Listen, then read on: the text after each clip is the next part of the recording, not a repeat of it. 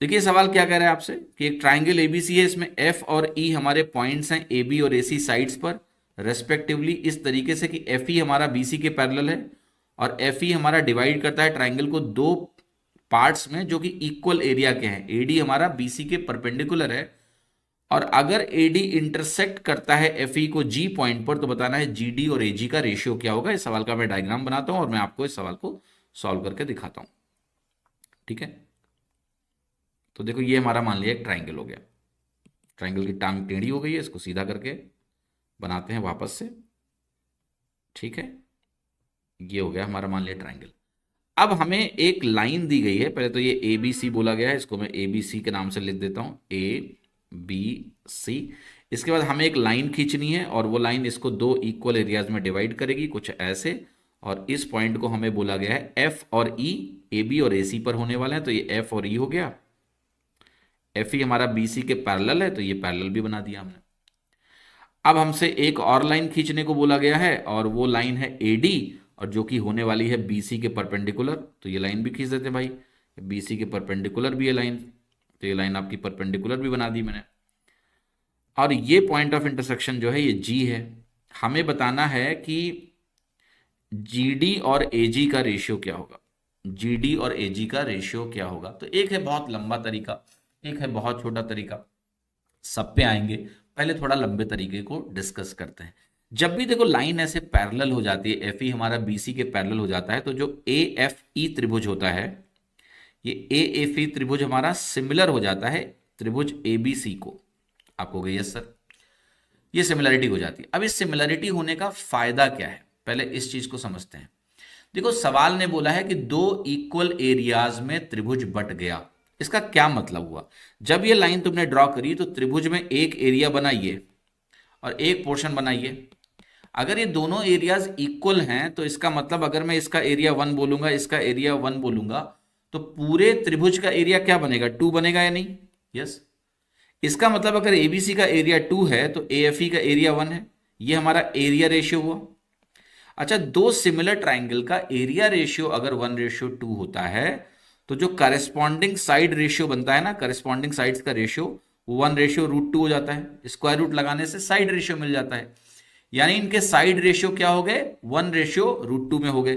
मैं इस चीज को अब लिख देता हूं कि ये हमारा एरिया बनेगा, एरिया ए 1:2 में, तो जो साइड होगी, साइड को एस से डिनोट कर देता हूं, साइड रेशियो बनेगा 1:√2 में। इसका ये मतलब हो गया कि जो करस्पॉन्डिंग साइड्स हैं वो रेशियो कौन सा बनाएंगे, 1:√2।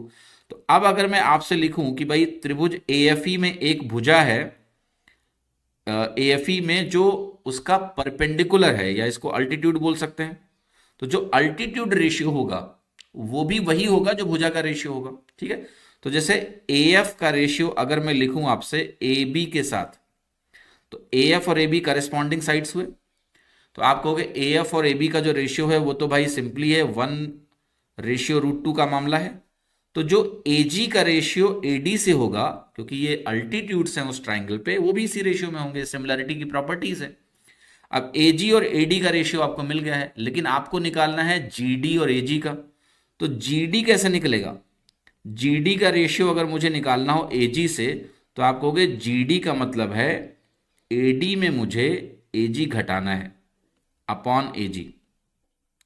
तो ए डी को अगर मैं बोलूंगा कि भाई √2 है तो ए जी उस समय 1 है, तो ये √2 - 1:1 मेरा आंसर आ गया। ये हो गया आपका बी। बट ये जो टेक्स्ट बुक का जो सिमिलैरिटी है ना, वो बहुत ही वाहियात सिमिलैरिटी है, मतलब इट्स टू थियरेटिकल। और इसमें क्या होता है, जब अंडरस्टैंडिंग सिमिलैरिटी की, तमीज की अगर किसी की है, तो ये इतना थियरेटिकल वे में सवाल को कभी अप्रोच ही नहीं करना है। मैं आपको अगला तरीका सिखाता हूँ, राइट, कैसे आप इसको थोड़ा फटाक फटाक कर सकते हो। ये सब तिकड़मबाजी इस तरह से करने की ज़रूरत ही नहीं है, तो वो देखते हैं अब। ठीक है, फिर मैं एक तीसरा तरीका बताऊंगा जिसमें कुछ करना ही नहीं है, वो रॉसम अप्रोच पे भी आता हूँ। तो देखो इसको कैसे आपको ट्रेडिशनली सोचना चाहिए। ये सिमिलरिटी का मतलब होता है दो त्रिभुज अगर सिमिलर हैं तो उनकी करस्पॉन्डिंग साइड जो होती हैं वो सेम रेशियो में होती हैं। तो सबसे पहले एरिया से आइडिया लगा लेना है, वही कि अगर एरिया इक्वल डिवीजन हुआ तो बड़े वाले त्रिभुज का एरिया 2 हो गया और ये छोटे वाले त्रिभुज का एरिया 1 हो गया, तो करस्पॉन्डिंग साइड 1:√2 हो गया। कुछ लिखना नहीं है, मेंटली सोचना है।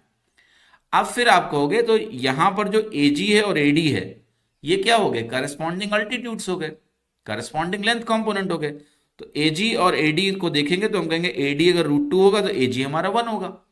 फिर हम कहेंगे AG हमारा 1 है, पूरा अगर √2 है तो ये वैल्यू √2 - 1 होगी। तो रेशियो क्या बनेगा जो आपसे पूछ रहा है, GD का AG से वो बनेगा √2 - 1 रेशियो 1। तो ये आंसर आपका हो गया बी। कुछ लिखने की जरूरत नहीं थी। लेकिन अब हम आते हैं उस अप्रोच पे जो आपको एग्जाम में सवाल में लगानी है, उसका नाम है रॉसम अप्रोच। बहुत गौर से देखना, विजुअलाइजेशन, आंखों का इस्तेमाल। आप मुझे बताइए कि अगर मेरे पास एक त्रिभुज है, ध्यान से देखिए, एक त्रिभुज है मेरे पास, त्रिभुज में अगर मैं मिड पॉइंट को ज्वाइन करता हूं तो आप सभी को पता है कि मिड पॉइंट को ज्वाइन करने से जो मुझे त्रिभुज मिलता है इसका एरिया 1/4 होता है बड़े वाले त्रिभुज का। ये पता है, ये पूरे त्रिभुज का एरिया जो भी होगा उसका 1/4 एरिया लेके बैठा है। इसका मतलब ये हुआ कि अगर मैं इक्वल एरिया में डिवाइड करूंगा तो मैं इस साइड को यहां नहीं ले सकता हूं, मुझे और नीचे आना पड़ेगा। दूसरा एक चीज और समझना कि जब आप मिड पॉइंट को ज्वाइन करते हो तो जो ये अल्टीट्यूड बनेगा, ऐसे आप ड्रॉप करोगे, वहां पर ये अल्टीट्यूड भी 1:1 में होता है। ठीक है, मतलब ये अल्टीट्यूड 1 होगा तो ये पोर्शन भी 1 ही होगा। एक तरह से छोटा वाला ट्राइंगल और बड़े वाला ट्राइंगल का अल्टीट्यूड 1:2 में बन जाता है। ठीक है, ये अल्टीट्यूड सीधे एक तरह समझो बाइसेक्ट हो जाता है इस लाइन से, 1:1 बनता है।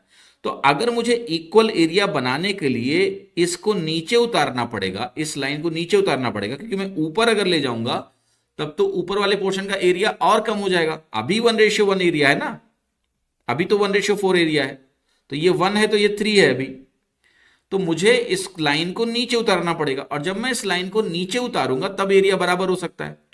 तो इसका यह मतलब हो गया नेचुरली कि नीचे वाले पोर्शन की लेंथ जो मिड पॉइंट को ज्वाइन करने के केस में 1:1 होती, अब इक्वल एरिया बनाने के लिए चूंकि मुझे इसको और नीचे उतारना पड़ेगा, और नीचे उतारने की वजह से ये वाली जो लेंथ होगी वो कम हो जाएगी और ये वाली लेंथ ज्यादा हो जाएगी।